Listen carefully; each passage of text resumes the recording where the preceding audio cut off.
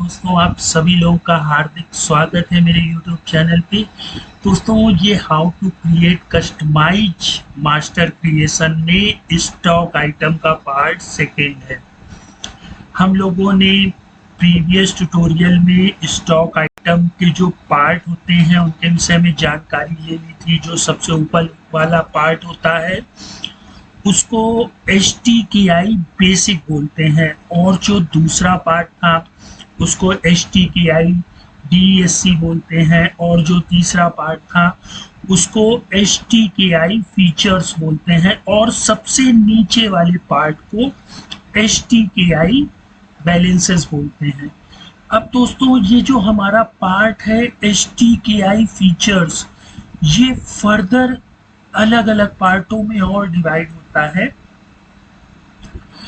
उनको आज हम लोग इस टॉपिक में कवर करेंगे। तो ये जो पार्ट HTKI फीचर्स है, इसमें आप लोग देख सकते हैं ये दो पार्टों में डिवाइड है कि नहीं है दोस्तों। पहले पार्ट जो रेड बॉक्स से घिर गया, इसको हम लोग क्या बोलते हैं, HTKI बेसिक फीचर्स। ठीक है, कोई भी मास्टर क्रिएशन स्क्रीन हो, हमें उसके इंटरनल पार्ट की जानकारी रखना जरूरी है, तभी हम कस्टमाइज कर सकते हैं, उसमें फील्डों को जोड़ सकते हैं, मास्टर की रिपोर्ट में उनको शो करा सकते हैं।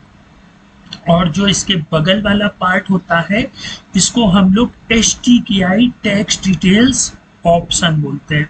दोस्तों, मेरा जो how to create master creation screen है उसकी आप एक कॉपी बना लीजिए और हर एक पार्टों को उसमें लिख लीजिए, क्योंकि आगे आने वाले ट्यूटोरियल में जब हम लोग इसकी एडवांस चीज़ें देखेंगे, जब रिपोर्ट बनाएंगे, तब इसका कितना बेहतरीन यूज़ होगा, तब आप लोग भी कहेंगे कि हाँ भाई मज़ा आ गई। तो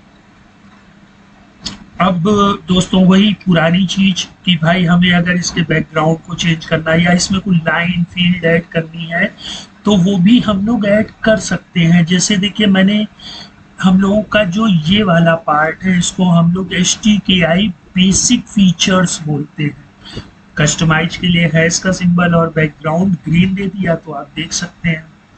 इसी तरह ये जो पार्ट होता है HTKI टेक्स्ट डिटेल्स ऑप्शन, इसके बैकग्राउंड को हम लोगों ने क्या कर दिया, ब्लू कर दिया, तो इसका बैकग्राउंड ब्लू कलर का हो गया। अब दोस्तों देखिए, क्रिएट क्या कर रहे हैं, स्टॉक आइटम, और टेबल किसकी उठा लाए हैं, लेजर की, है ना।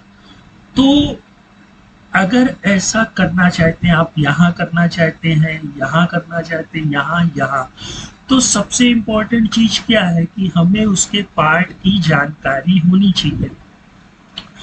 जो सबसे नीचे वाला पार्ट है उसको हम लोग HTKI बैलेंसेस बोलते हैं। ठीक है, जहाँ पे लेजर नेम शो हो रहा है और साथ ही साथ लेजर नेम की टेबल भी शो हो रही है। तो इसका जो पार्ट होता है उसको हम लोग HTKI बैलेंसेस बोलते हैं, और ये है इसका सिंबल। ठीक है, अब पार्ट में एटलीस्ट 1 लाइन होती है, तो मैंने एक नई लाइन ऐड कर दी LED लाइन के नाम से। LED मतलब लेजर की लाइन। आप यहाँ कॉस्ट सेंटर, कॉस्ट कैटेगरी, जो भी चाहे वो ऐड कर सकते हैं। अब जरूरी नहीं यहाँ पे, आप यहाँ पे भी ऐड कर सकते हैं, यहाँ पे भी ऐड कर सकते हैं, जैसा हमने प्रीवियस ट्यूटोरियल में स्टॉक आइटम यूज फॉर का ऐड करके देखा था। अब देखिए, इस LED लाइन को फिर हम लोग क्या करेंगे, डिफाइन कर लेंगे वापस से, क्योंकि जब लाइन एट्रीब्यूट होगा फिर लाइन डिफिनीशन बन जाएगा, फील्ड एट्रीब्यूट हो जाएगा। तो ये देखिए, यहाँ पे ये फील्ड दो हमने एट्रीब्यूट ले लिए, medium prompt, short prompt, long prompt is pre defined field.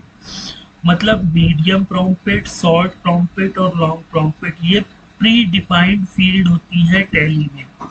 और फिर इसके बाद ये LED फील्ड आ जाएगी, LED फील्ड आ जाएगी, फिर local field medium prompt set as ledger name. ठीक है, तो हम लोग यहाँ पे ये जो मीडियम प्रॉम्प्ट है, यहाँ पे हम लोग लेजर का नाम शो करा देंगे। ठीक है, और फिर इसके बाद जो हमारा ये वाली फील्ड है, यहाँ पे यूज नेम फील्ड कर लेंगे, स्टोरेज एलईडी यूडीएफ, टेबल जो होगी हमारी, ठीक है, वो लेजर होगी। बस यहीं पर ही हमें ध्यान से समझना है कि हम कौन सी टेबल का यूज कर सकते हैं। Cost category, cost centre, ledger, stock group, है ना, स्टॉक कैटेगरी। जैसे यहाँ यूनिट टैली वालों ने यूज किया, वैसे ही मैंने यहाँ लेजर का यूज कर लिया, ठीक है। और सो टेबल ऑलवेज का मतलब होता है कि यूजर जैसे ही यहाँ पर आएगा तो इसकी टेबल यहाँ पे शो हो जाएगी। फिर इसके बाद सबसे इम्पोर्टेंट चीज कि हमें उसके सिस्टम यूडीएफ को डिफाइन करना होगा ताकि हम आगे उस चीज को शो करा सके।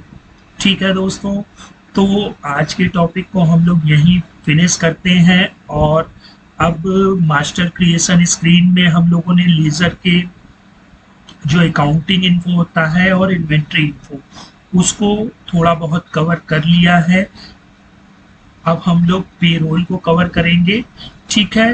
तो इस तरह से मास्टर क्रिएशन स्क्रीन से आप लोग बिल्कुल परिचित हो जाएंगे पेरोल के बाद। फिर हम लोग इनकी रिपोर्टों पर चलेंगे कि कैसे हम लोग इनसे रिपोर्ट बना सकते हैं।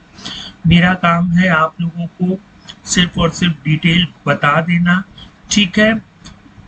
अब इसका यूज कैसे करना है और कहाँ करना है ये आप लोगों पर डिपेंड करता है। तो अब आप लोग अपना माइंड लगाएं और किस चीज से कैसे क्या आउटपुट निकालना है वो अब आप लोगों की जिम्मेदारी होगी, ठीक है। और कहीं कोई प्रॉब्लम होती है तो कमेंट करिएगा, मैं कोशिश करूंगा कि आपकी प्रॉब्लम को सॉल्व कर सकूं। तो ठीक है दोस्तों, गुड।